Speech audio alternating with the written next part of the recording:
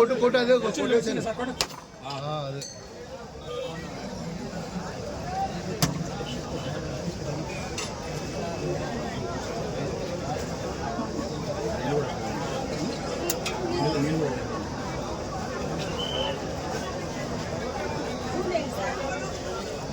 బాధ దగ్గర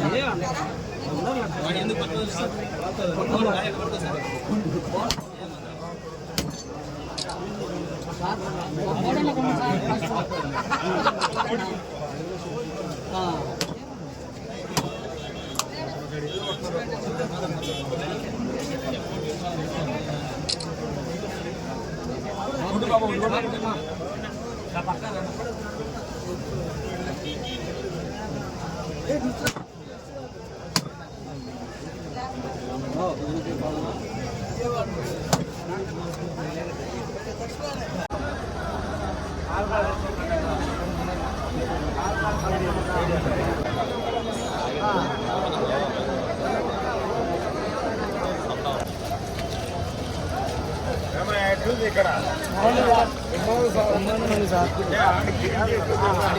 పట్టుకుంటాడు ఆ పక్క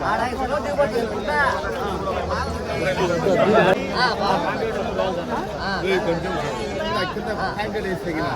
కొంచెమే బ్యాలెన్స్ ఉంది.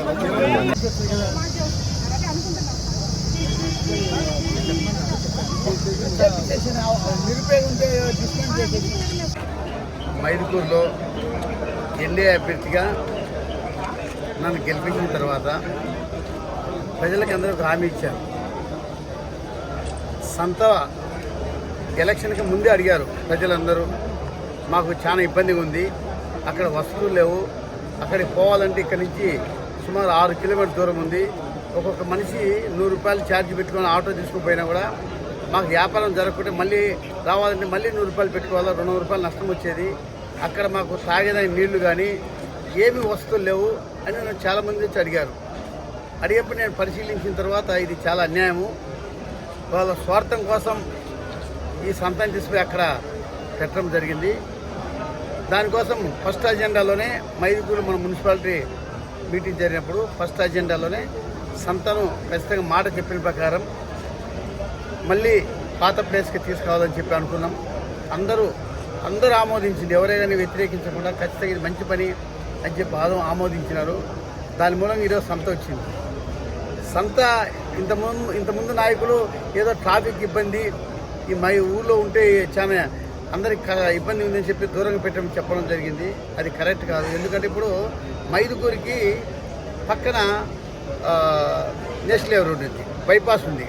ఈ రోడ్డు పొద్దున 1-2 గంటలు చెప్పు కొంచెం బిజీగా ఉంటుంది, కానీ ఇక్కడ ఉన్నటువంటి వచ్చినటువంటి వ్యాపారస్తులు కానీ ఒకవేళ డబ్బు తీసుకొచ్చుకున్నా వాళ్ళ సేఫ్టీ కానీ, ఇప్పుడే ఒక రైతుతో మాట్లాడినప్పుడు మా పశువులు లోపల తీసుకొస్తే మళ్ళీ బయటికి పోవు సార్, ఇదైతే ప్రశాంతంగా మేము చాలా సంతోషంగా ఉన్నాము, అక్కడైతే మా పశువులు పెట్టిన ఎక్కడ పోతాయేం కదా పట్టుకునే పరిస్థితికి వచ్చేది, మాకు చాలా దారుణంగా ఉండేది. వ్యాపారం ఇక్కడ జరగకుండా మేము ఒక వ్యక్తి చెప్పారు, ఆర్లగడ్డ అంట, అతను సంతగిన అక్కడ ఉండింటే కానీ నేను నంద్యాలపై అమ్ముకునేవాడిని సార్, సంత మైదుకూరికి వచ్చింది కాబట్టి నేను మళ్ళీ మైదుకూరికి వచ్చినాను. కాబట్టి దీనివల్ల మనం వ్యాపారం కూడా తగ్గిపోయింది, మన రావాల్సిన ఆదాయం కూడా తగ్గిపోయింది. అక్కడ పోయిన తర్వాత ఇక్కడికి మళ్ళీ ఆదాయం కూడా పెరుగుతుంది. ఇది ఒకటే కాదు, ఓన్లీ ఇక్కడ తీసుకొచ్చింది ఒకటే కాదు, దీని అభివృద్ధి కూడా చేయాలి. అక్కడ ఉన్నటువంటి స్థలాన్ని 5 ఎకరాలు మున్సిపాలిటీకి ఇచ్చిండ్రు. ఆ మున్సిపాలిటీలో అక్కడ కూడా గోడౌన్స్ కట్టి ఆక్రమణ ఎవరు దోచుకోకుండా దానికి ఒక షెడ్లు కూడా కట్టాలని చెప్పి అనుకున్నా. ఇక్కడ కూడా అందరూ వచ్చిన తర్వాత కొంత ఏరియాలో బాగలేదు, కింద కాంక్రీట్ అయిపోయిందని చెప్పి అడిగారు. అదే రకంగా పశువులు ఎత్తుకునేకి దించుకునేకి ఒక ర్యాంప్ కావాలని అడిగారు.